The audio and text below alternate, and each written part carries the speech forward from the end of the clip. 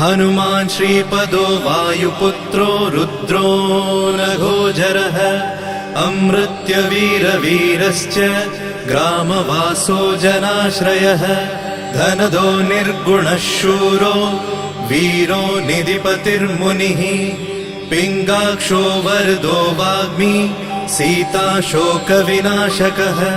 शिवः शर्वपरो व्यक्तो व्यक्ताव्यक्तो धराधरः पिङ्गकेशः पिङ्गरोमा श्रुतिगम्यः सनातनः अनादिर्भगवान् देवो विश्वहेतुर्जनाश्रयः आरोग्यकर्ता विश्वेशो विश्वनाथो हरीश्वरः भर्गो रामो रामभक्तः कल्याणप्रकृतिस्थिरः विश्वम्भरो विश्वमूर्तिर्विश्वाकारश्च विश्वपः विश्वात्मा विश्वसेव्योऽथ विश्वो विश्वहरो रविः विश्वचेष्टो विश्वगम्यो विश्वध्येयः कलाधरः प्लवङ्गमः कपिश्रेष्ठो ज्येष्ठो विद्यावनेचरः बालो वृद्धो युवा तत्त्वगम्यः सुखो यजः अञ्जनासूनुरव्यग्रो ग्रामशान्तो धराधरः भूर्भुवस्वर्मर्हलोको जनो लोकस्तपो व्ययः सत्यमोङ्कारगम्यश्च प्रणवो व्यापकोमलः शिवो धर्मप्रतिष्ठाता रामेष्ठफल्गुणप्रियः गोष्पदीकृतवाराशि पूर्णकामोधरापतिः रक्षोघ्नपुण्डरीकाक्ष शरणागतवत्सलः जानकी प्राणदाता च रक्षप्राणापहारकः पूर्णसत्त्वपीतवासा दिवाकरसमप्रभः द्रोणहर्ता शक्तिनेता शक्तिराक्षसमारकः रक्षोघ्नो रामदूतश्च शाकिनी जीवहारकः भुभुक्कारः तारातिर्गर्वपर्वतवेदनः हेतुर्मान् प्रांशुबीजं च विश्वभर्ता जगद्गुरुः जगत्त्राता जगन्नाथो जगदीशो जनेश्वरः जगत्पिता हरिश्रीशो गरुडस्मयभञ्जनः पार्थध्वजो वायुपुत्रो अमितपुच्छोऽमितप्रभः ब्रह्मपुच्छः परब्रह्म पुच्छो रामेष्ट एव च सुग्रीवादियुतो ज्ञानी वानरो वानरेश्वरः कल्पस्थायी चिरञ्जीवी प्रसन्नश्च सदाशिवः सन्मतिः सद्गतिर्भुक्ति मुक्तिदः कीर्तिदायकः कीर्तिः कीर्तिपदश्चैव समुद्रः श्रीपदः शिवः उदधिक्रमणो देवः संसारभयनाशनः वार्धिबन्धनकृद्विश्व जेता विश्वप्रतिष्ठितः लङ्कारिः कालपुरुषो लङ्केशगृहभञ्जनः भूतावासो वासुदेवो वसुस्त्रिभुवनेश्वरः श्रीरामदूतः कृष्णश्च लङ्काप्रासादभञ्जनः कृष्णः कृष्णस्तुतः शान्तः शान्तिदो विश्वपावनः विश्वभोक्ता च मूर्तिग्रह ब्रह्मचारी जितेन्द्रियः ऊर्ध्वगोलाङ्गुलीमाली लाङ्गूलहतराक्षसः समीरतनुजो वीरो वीरमारो जयप्रदः जगन्मङ्गलदः पुण्यः पुण्यश्रवणकीर्तनः पुण्यकीर्तिः पुण्यगतिः जगत्पावनपावनः देवेशोजितरोधश्च रामभक्तिविधायकः ध्याता ध्येयो नभः साक्षी चेतश्चैतन्यविग्रहः ज्ञानदः प्राणदः प्राणो जगत्प्राणः समीरणः विभीषणप्रियः शूरो पिप्पलाश्रयसिद्धिदः सुहृत्सिद्धाश्रयः कालः कालभक्षकभर्जितः लङ्केशनिधनस्थायी लङ्कादाहक ईश्वरः चन्द्रसूर्याग्निनेत्रश्च कालाग्निः प्रलयान्तकः कपिलः कपिशः पुण्य राशिर्द्वादश राशिगः सर्वाश्रयो प्रमेयात्मा रेवत्यादिनिवारकः लक्ष्मण प्राणदाता च सीता जीवनहेतुकः रामध्येयो ऋषिकेशो विष्णुभक्तो जटिबली देवारिदर्पहा होता कर्ता हर्ता जगत्प्रभुः नगरग्रामपालश्च शुद्धो बुद्धो निरन्तरः निरञ्जनो निर्विकल्पो गुणातीतो भयङ्करः हनुमान्शद्दुराराध्यः तपस्साध्यो मरेश्वरः जानकी घनशोकोत्थ तापहर्ता परात्परः वाङ्मयः सदसद्रुपः कारणं प्रकृतेः परः भाग्यदो निर्मलो नेता पुच्छलङ्काविदाहकः पुच्छबद्धो यातु धानो यातु धानरिपुप्रियः छायापहारि भूतेषु लोकेशः सद्गतिप्रदः प्लवङ्गमेश्वरः क्रोधः क्रोधसंरक्तलोचनः क्रोधहर्ता तापहर्ता भक्ता भयवरप्रदः भक्तानुकम्पि विश्वेश पुरुहूतः पुरन्दरः अग्निर्विभावसुर्भास्वान् यमो निरृतिरेव च वरुणो वायुगतिमान् वायुः कौबेर्ईश्वरः रविश्चन्द्रः कुजः सौम्यो गुरुः काव्यो शनैश्चरः राहुकेतुर्मरुद्धोता धाता हर्ता समीरजः मशकीकृतदेवारिः दैत्यारिर्मधुसूदनः कामः कपिः कामपालः कपिलो विश्वजीवनः भागीरथीपदाम्भोजः सेतुबन्धविशारदः स्वाहा स्वधा हविः कव्यम् हव्यकव्यप्रकाशकः स्वप्रकाशो महावीरो लघुश्चामितविक्रमः प्रडिनोडीनगतिमान् सद्गतिस्पुरुषोत्तमः जगदात्मा जगद्योनिर्जगदन्तो ह्यनन्तकः विपाप्मानिष्कलङ्कश्च महान् महदहङ्कृतिः खं वायुः पृथिवीयप वह्निर्दिक्काल एव च क्षेत्रज्ञः क्षेत्रपालश्च पल्वलीकृतसागरः हिरण्मयः पुराणश्च खेचरो भूचरो मनुः हिरण्यगर्भः सूत्रात्मा राजराजो विशाम्पतिः वेदान्तवेद्योद्गीतश्च वेदवेदाङ्गपारगः प्रतिग्रामस्थितः साध्य स्फूर्तिदाता गुणाकरः नक्षत्रमालिभूतात्मा सुरभिकल्पपादपः चिन्तामणिर्गुणनिधिः प्रजापतिर्नुत्तमः पुण्यश्लोकः पुरारातिर्ज्योतिष्मान् शार्वरीपतिः किलिकिल्यारवत्रस्त भूतप्रेतपिशाचकः ऋणत्रयहरः सूक्ष्मः स्थूलः सर्वगतः पुमान् अपस्मारहरः स्मर्ते श्रुतिर्गाथा स्मृतिर्मनुः स्वर्गद्वारः प्रजाद्वारो मोक्षद्वारं कपीश्वरः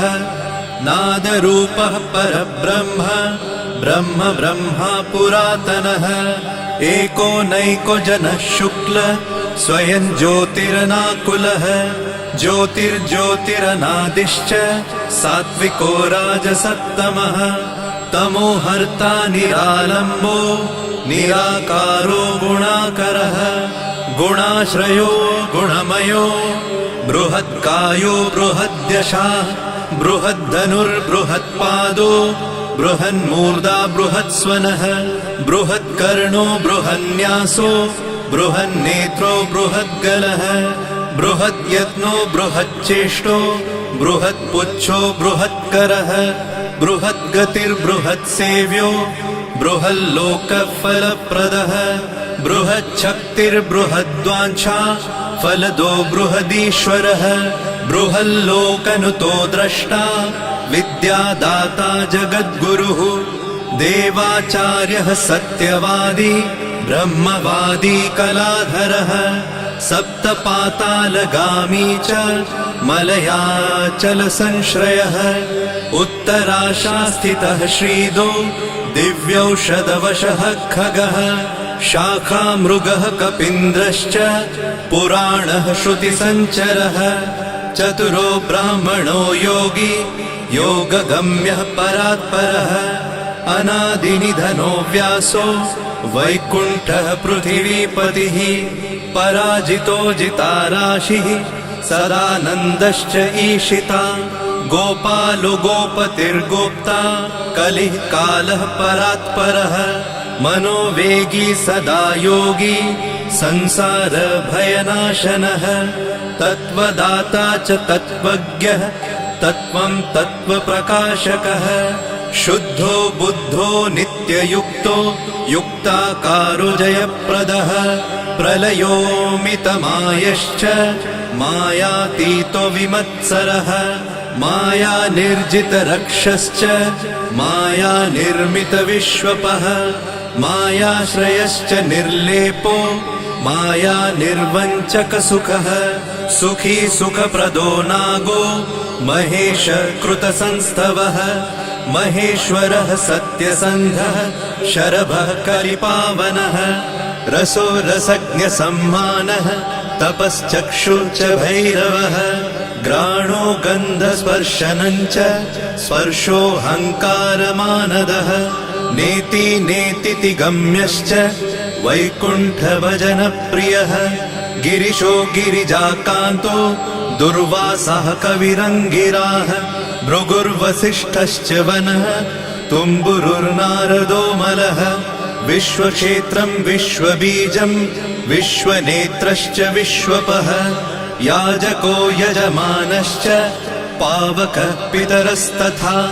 श्रद्धा बुद्धिक्षमा तन्द्रा मन्त्रो मन्त्रयुतस्वरः राजेन्द्रो भूपतिकण्ठ माली संसारसारथिः नित्यसम्पूर्णकामश्च भक्तकामधुगुत्तमः गणपकीशपो भ्राता पिता माता च मारुतिः सहस्रशीर्षा पुरुषः सहस्राक्ष सहस्रपात् कामजित् कामदहन कामकाम्यफलप्रदः मुद्रहारी रक्षोघ्नः क्षितिभारहरो बलः नखदंष्ट्रायुधो विष्णु भक्तो भयवरप्रदः दर्पः दर्पदो दृप्तः शतमूर्तिः अमूर्तिमान् महानिधिर्महाभोगो महाभोगो महार्थदः महाकारो महायोगी महातेजा महाद्युतिः महाकर्मा महानादो महामन्त्रो महामतिः महाशयो महोदारो महादेवात्मको विभुः रुद्रकर्मा क्रूरकर्मा रत्ननाभकृतागमः अम्भोधिलङ्घनः सिंहो नित्यो धर्मप्रमोदनः जितामित्रो जयः सामो विजयो वायुवाहनः जीवदाता सहस्रांशुः मुकुन्दो भूरि दक्षिणः सिद्धार्थसिद्धिदः सिद्ध सङ्कल्पसिद्धिहेतुकः सप्तपातालभरणः सप्तर्षिगणवन्दितः सप्ताभिलङ्घनो वीरः सप्तद्वीपोरुमण्डलः सप्ताङ्गराजसुखदः सप्तमात्र निषेवितः सप्तलोकैकमुकुटः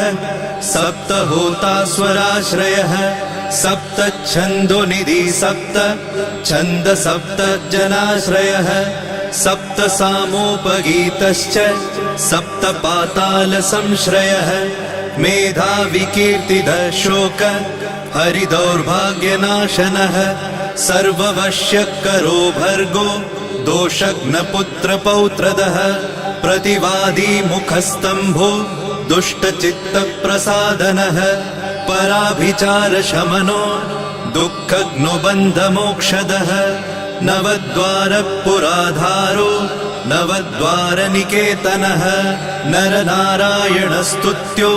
नरनाथो महेश्वरः मेखली कवची खड्गी भ्राजिष्णुर्विष्णुसारथिः बहुयोजन विस्तीर्ण पुच्छ हतासुरः दुष्टग्रहनिहन्ता च पिशाचग्रहघातुकः बालग्रहविनाशी च धर्मो नेता कृपाकरः उग्रकृत्योग्रवेगश्च उग्रनेत्र शतक्रतुः शतमन्युस्तुतस्तुत्य महातेजो महाबलः समग्रगुणशाली च व्यग्रो रक्षो विनाशकः रक्षोघ्नहस्तु ब्रह्मेश श्रीधरो भक्तवत्सलः मेघनादो मेघरूपो मेघवृष्टिनिवारकः मेघजीवनहेतुश्च मेघश्यामो परात्मकः समीरतनयो बोधा तत्त्वविद्याविशारदः अमोघो मोघवृद्धिश्च इष्टदो निष्टनाशकः अर्थोऽनर्थापहारी च समर्थो रामसेवकः अर्तिधन्यसुरारातिः पुण्डरीकाक्ष आत्मभूः सङ्कर्षणो विशुद्धात्मा विद्याराशि सुरेश्वरः अचलोद्धारको नित्य सेतुकृद्रामसारथिः आनन्द परमानन्दो मत्स्यकूर्मो निधिशमः वराहो नारसिंहश्च वामनो जमदग्निजः रामकृष्णः शिवो बुद्ध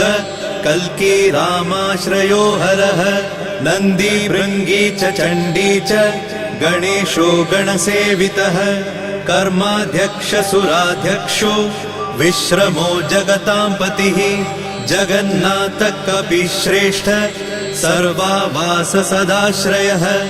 सुग्रीवादिस्तुतः शान्तः सर्वकर्मप्लवङ्गमः